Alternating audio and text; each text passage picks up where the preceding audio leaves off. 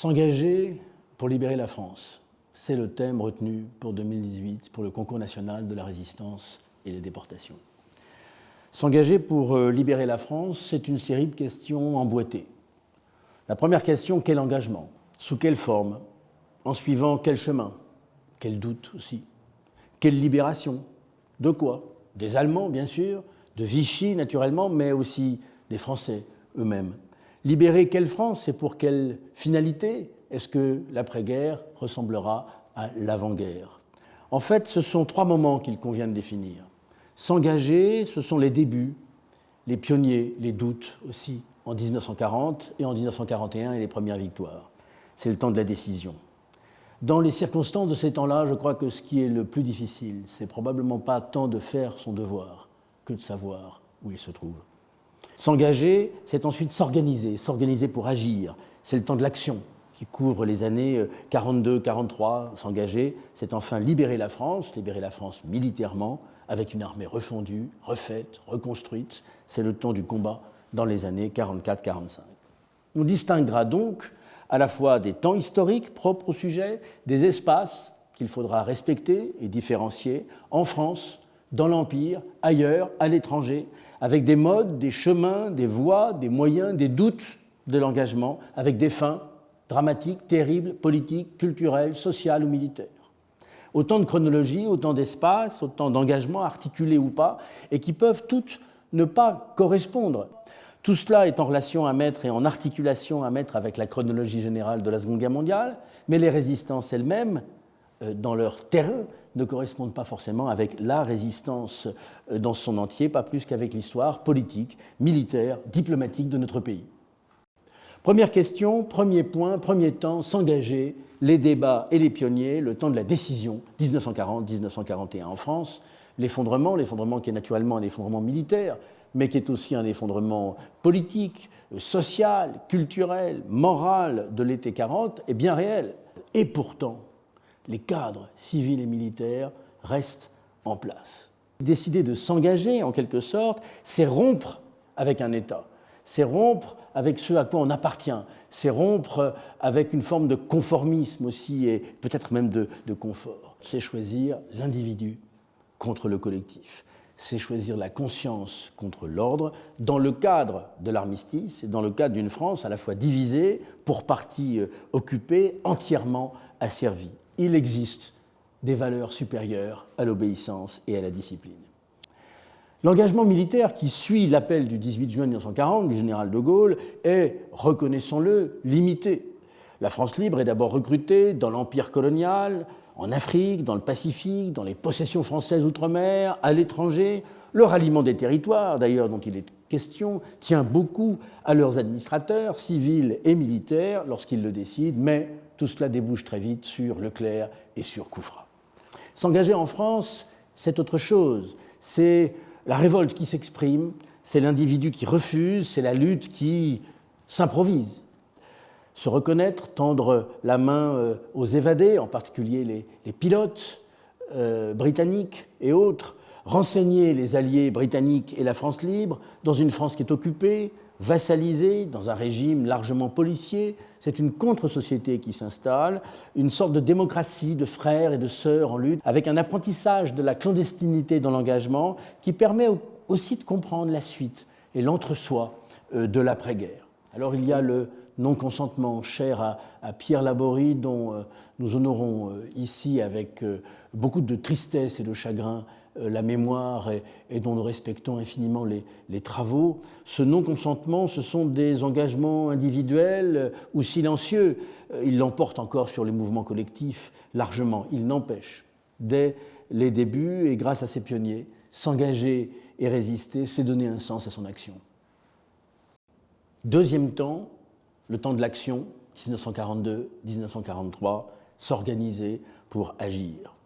On passe des résistances progressivement à la résistance. On sait ce que disait le général de Gaulle. Sans Jean Moulin, il y aurait eu des résistances. Avec Jean Moulin, il y a une résistance, la résistance. La relation entre la résistance et la France libre s'adosse à cette forme d'articulation entre l'engagement intérieur et l'engagement extérieur. Les questions d'organisation, les questions de subordination, de moyens sont liées. C'est l'importance de la mission de Jean Moulin et c'est l'essor des mouvements de résistance.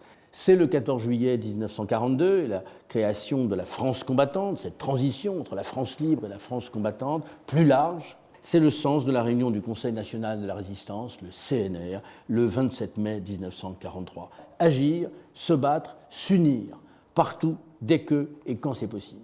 Les forces françaises libres, les FFL, dans l'Empire, dans le monde, sur terre, dans les airs, sur et sous les mers, combattants, résistants, dissidents ou soldats en uniforme, avec la variété des uniformes qu'ils portent, composent une culture très singulière de l'engagement. Leur sociologie, leurs espaces, leur organisation les distinguent d'une armée qui ne serait qu'une armée régulière. Leurs combats, sous Leclerc et sous Koenig, montrent des exclus patriotes, des guerriers affranchis, des fils, au fond, qui rachètent soit les fautes, soit les silences de leurs pères. En métropole, les mouvements recrutent, les réseaux s'arment, la lutte armée monte à mesure que la résistance organisée s'affirme, à laquelle les communistes confèrent, à partir du 22 juin 1941, une tonalité particulière, faite de culture de la clandestinité, de rites d'exclusion, de sens de l'obéissance et de la discipline. Celle-ci fut-elle imposée d'ailleurs. Les groupes armés urbains, les maquis se forment, la répression se fait très forte et sanglante, une guerre civile couverte divise de plus en plus le pays. 1944, 1945, le temps du combat, libérer la France, libérer son territoire. De la décision et à l'action jusqu'au combat et à ses suites, les voies et moyens de l'engagement prennent évidemment une autre dimension lorsqu'il s'agit de libérer la France par les armes. Il faut d'abord refaire l'armée française. C'est un autre versant de l'engagement, une armée difficile à réunir sous contrôle des Alliés, mais qui montre des qualités militaires bien réelles, en Tunisie, en Italie, en Provence et jusqu'au Rhin. La libération militaire, la libération du territoire, c'est aussi l'heure de vérité entre le commandement américain qui prépare avec l'AMGOT une occupation d'une autre nature et le gouvernement français, seul qualifié pour restaurer la légalité républicaine à la libération dans le contexte de la montée des maquis et aux maquis. C'est l'insurrection nationale, inséparable de la résistance et les conditions de son déclenchement, alors que la répression s'intensifie et qu'au bout de l'engagement pour libérer la France, il y a pour beaucoup la déportation.